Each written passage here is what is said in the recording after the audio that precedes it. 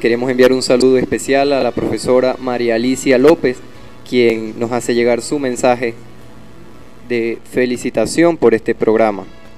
Repetimos el número de contacto para que nos escriban, nos hagan llegar su mensaje, algún comentario, alguna pregunta que quieran hacerle a María Ángela o a nosotros.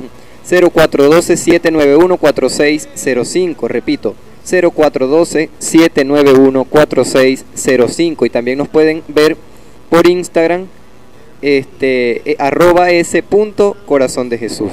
Repito, por Instagram, @s.corazón de Jesús.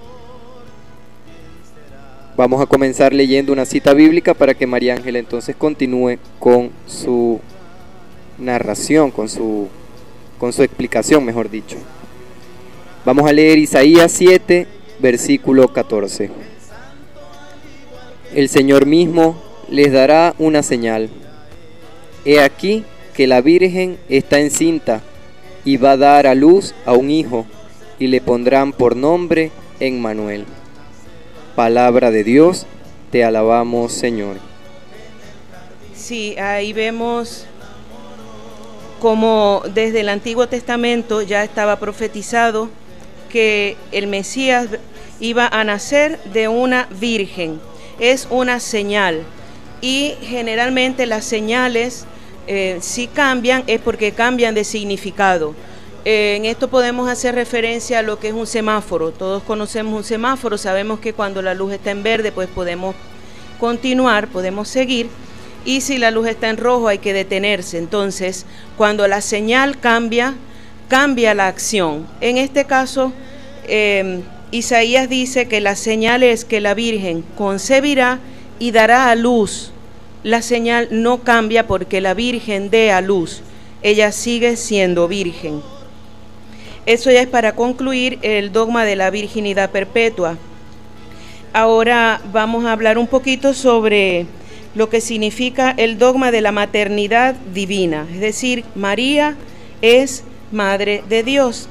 Y vamos a leer un pequeño pasaje del Evangelio que lo tenemos en Lucas capítulo 1, versículo 43.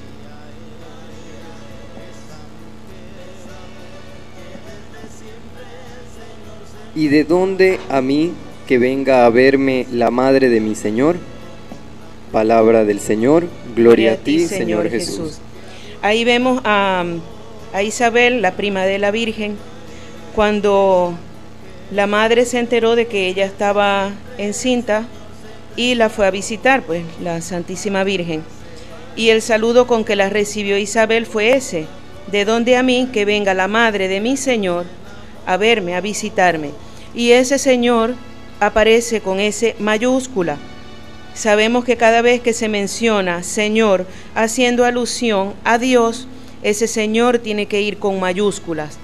Y en griego, ese Señor, si nos remontamos al griego y al hebreo, es Adonai, como generalmente le decían al Señor, como llamaban al Señor. Si nos vamos a las raíces griegas, ese Señor que pronunció Santa Isabel era Adonai, es decir, que no hay duda de que se estaba refiriendo a Dios y no a cualquier otro Señor, porque alguien por ahí pudiera decir, no, pero es que ella se refería a Señor, pero quién sabe cuál. No hay duda, porque si nos vamos al origen de la palabra, de ese Señor que aparece en ese momento, esa palabra, pues era Adonai. Ahora vamos a ver en Juan capítulo 2, versículo 1. 3 días después se celebraba una boda en Caná de Galilea, y estaba allí María, la madre de Jesús. Palabra del Señor. Gloria a ti, Señor Jesús. Bien, ahí se dice claramente que en las bodas de Caná estaba María, la madre de Jesús. Por lo tanto, no podemos tener dudas de que María es madre de Dios. ¿Cuál es la confusión aquí? Sabemos que Dios es trino, es decir, Dios es Padre, Hijo y Espíritu Santo. Muchas personas pues en su, digamos, pocos conocimientos, a veces confunden las tres divinas personas o no tienen claro lo que es la Trinidad.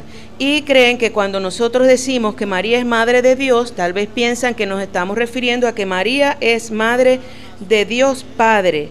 Pero ya obviamente nosotros sabemos que María es Madre de Jesús, es decir, del Hijo.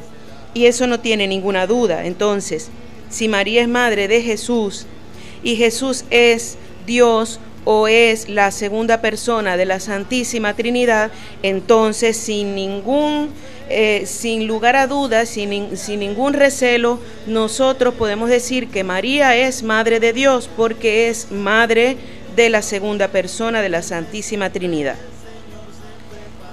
Vemos también en Gálatas capítulo 4, versículo 4.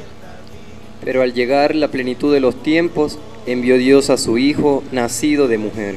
Palabra de Dios, te alabamos, Señor.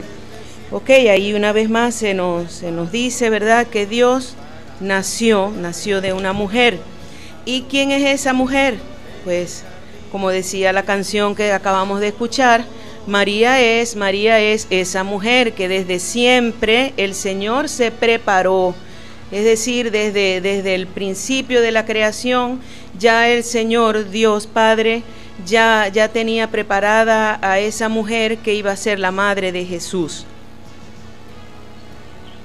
También quiero acotar, ¿verdad?, que se ha escuchado en los tiempos, a través de tiempos, pues, decir que María es la madre del Hijo, la hija del Padre y la esposa del Espíritu Santo. Y aquí con estas palabras que tú nos dices, María Ángela, podemos notar que realmente es así, ¿verdad? Y eso nos puede hacer creer y crecer en esa fe en María.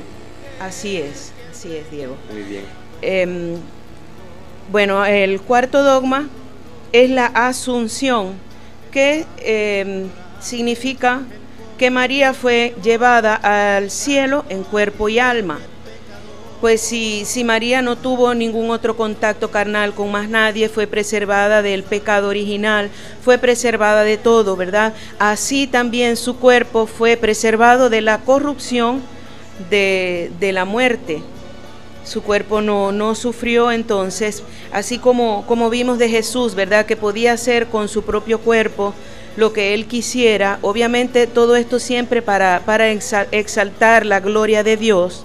O sea, no podía hacer con su cuerpo lo que quisiera por vanidad, y de hecho nunca lo hizo, sino que en las veces que lo hizo fue solamente para resaltar la gloria de Dios. Asimismo lo podía hacer con la Santísima Virgen para preservarla de la corrupción del cuerpo material. En las Escrituras vemos dos ejemplos también de dos personajes bíblicos que subieron al cielo en cuerpo y alma. Tenemos el primero con Enoc, el padre de Matusalén. En Génesis 5:24 se nos narra que Enoc anduvo con Dios y desapareció porque Dios se lo llevó. También tenemos al profeta Elías, uno de los más grandes profetas del Antiguo Testamento. Y en Segunda de Reyes, queremos enviar un saludo